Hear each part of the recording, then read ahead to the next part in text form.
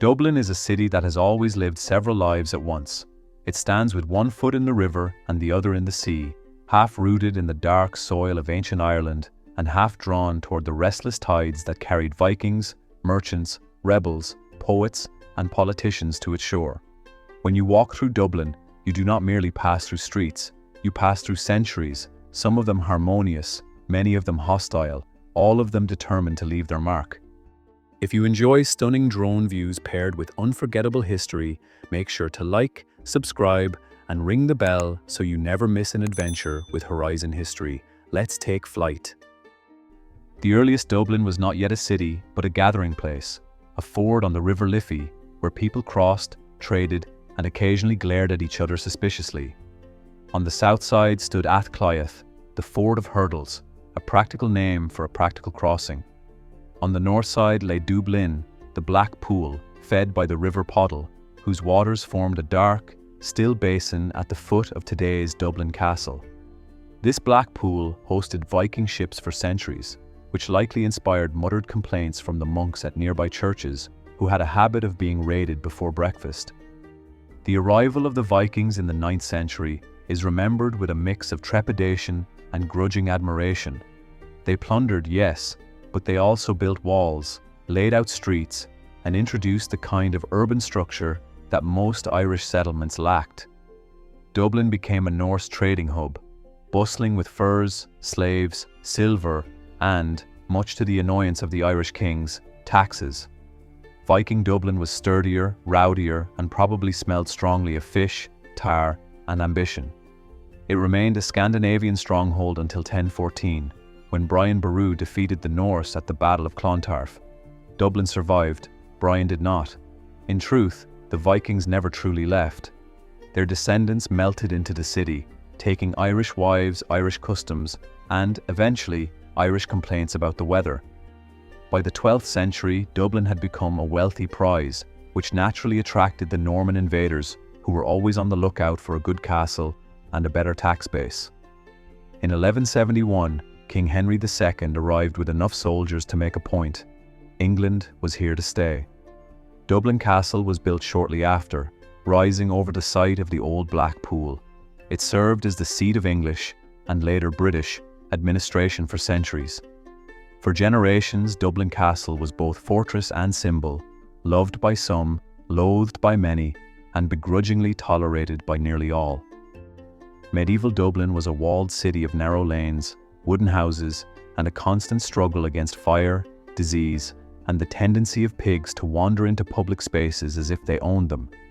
Yet, it was also a city of learning, faith, and surprising refinement. Christ Church Cathedral and St. Patrick's Cathedral rose in the 12th and 13th centuries, dwarfing the modest dwellings around them. They stand still as twin giants, one rooted in the city's Norse past, the other celebrating Ireland's patron saint, who allegedly used the nearby well for baptisms. The two cathedrals competed for prestige for centuries, like siblings vying for parental approval. Jonathan Swift, author of Gulliver's Travels, served as Dean of St. Patrick's in the early 18th century. He preached fiery sermons on justice and poverty, then went home to write satire sharp enough to make ministers squirm. The city grew slowly through the Middle Ages, cramped within its walls until the 1600s, when expansion became impossible to avoid. After the chaos of the Tudor conquest and the later wars that tore Ireland apart, Dublin entered a period of relative stability, though the word relative does a great deal of heavy lifting here. The English administration encouraged development, and the city began to spread beyond its medieval boundaries. The Wide Streets Commission, established in 1757, reshaped Dublin with a confidence bordering on arrogance. Medieval twists gave way to straight Georgian lines. Grand houses rose along the new squares: Merrion Square, Fitzwilliam Square, Mountjoy Square, each one an ode to symmetry and social ambition. Doors were painted in bright colours, supposedly so husbands returning home after a sociable evening at their club could distinguish their house from the neighbours. Whether or not the story is true, the doors remained colourful and beloved. By the 18th century, Dublin had become one of the great cities of Europe. It was the second city of the British Empire, glittering with theatres, clubs, universities, and political intrigue. Trinity College flourished, producing scholars, revolutionaries, and the occasional writer who preferred composing sonnets under the influence of Dublin's more liquid cultural offerings.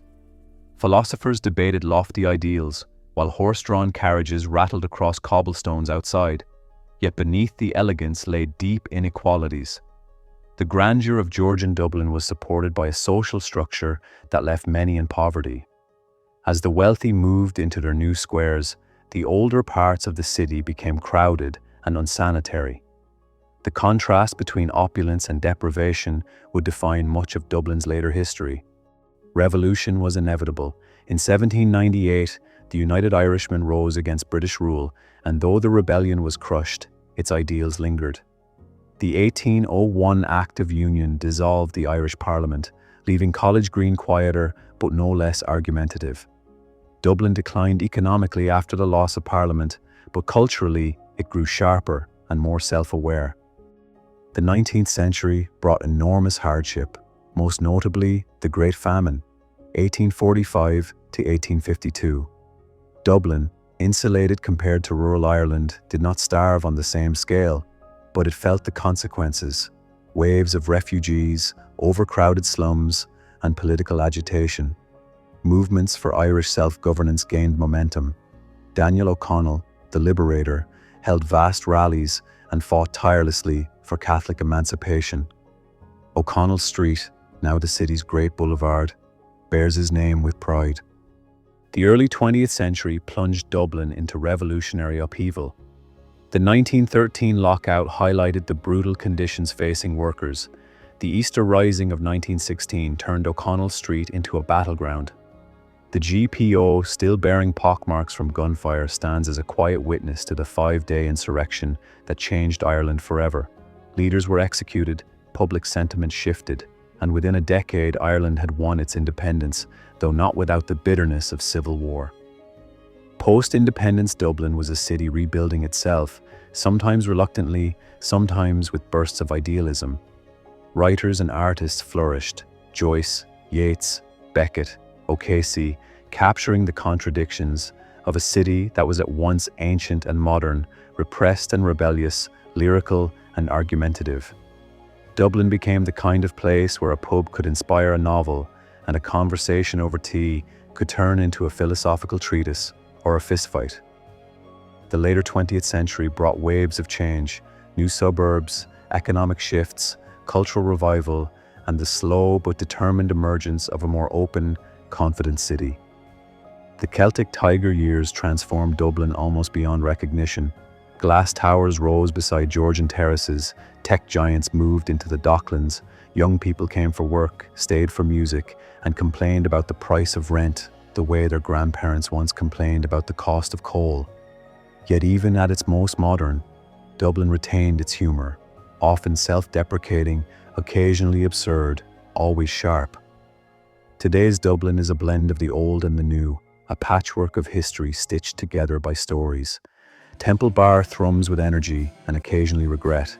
Grafton Street hosts buskers whose talents range from breathtaking to bravely enthusiastic. The Halfpenny Bridge, named for the toll once charged to cross it, arches gracefully over the Liffey, a reminder that Dubliners have always been willing to pay for convenience, though they reserve the right to grumble about it. The Guinness storehouse began in 1759, when Arthur Guinness boldly signed a 9,000-year lease at St. James's Gate. The brewery grew from a small operation into a giant of Dublin industry, its brick buildings and barley-scented air becoming part of the city's identity. The storehouse itself, built in 1904 as a fermentation plant, was an industrial marvel: steel, glass, and the steady hum of stout in the making. More than a brewery, Guinness is a cornerstone of Dublin's story, dark, rich, and unmistakably Irish. Yet the city's deepest character lies not in its landmarks, but in its people: witty, curious, argumentative, warm, and, above all, storytellers. Dubliners have an uncanny ability to turn history into anecdote, tragedy into humor, and everyday life into narrative. Ask for directions, and you might get a short story or perhaps a legend. Molly Malone is the sort of legend Dublin loves best, half truth, half mischief, and entirely woven into the city's soul. The song calls her a fishmonger, and locals like to add with a wink that she may have traded more than cockles and mussels on those cobbled streets. Either way, she was said to wheel her barrow down Grafton Street with a voice that could cut through morning fog and lure sailors from halfway down the Liffey. Whether she died young of fever or simply wandered off into a pub and never returned depends on who's telling the story, but Dublin kept her alive by sheer affection. Now she stands in bronze on Grafton Street, forever mid-stride, forever ready to wink at passers-by.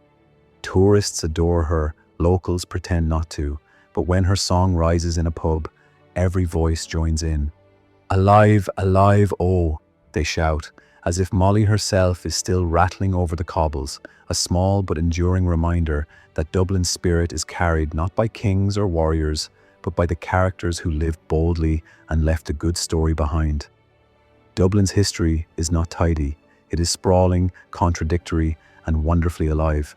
From Viking raiders to Georgian architects, from rebels to rock stars, from medieval monks to modern migrants, the city has been shaped by countless hands and voices. It remains a place where the past is never quite past, where ancient foundations lie beneath modern streets, where legends mingle with memory, and where every corner seems to whisper a story waiting to be told. Walk through Dublin, and you feel it. The pulse of a city that has endured everything from invasion to revolution, yet still greets you with a grin, a question, or a joke. It is a place that refuses to be defined by a single era or identity. Dublin lives in layers, folded like a well-loved map, worn at the edges but bright with the marks of every journey it has taken. And if you pause beside the Liffey at dusk, watching the lights shimmer across the water, you may sense what generations before you have felt. That Dublin is not merely a city, but a conversation, one that began long before you arrived and will continue long after you are gone, welcoming every new voice into the endless, ever-growing story of itself. Thanks for flying with Horizon History. If you enjoyed the journey, those sweeping drone views, and the stories woven beneath them, be sure to like, subscribe, and leave a comment telling us where you'd like to explore next. Your support keeps us in the sky and the history coming. Until next time, keep your eyes on the horizon.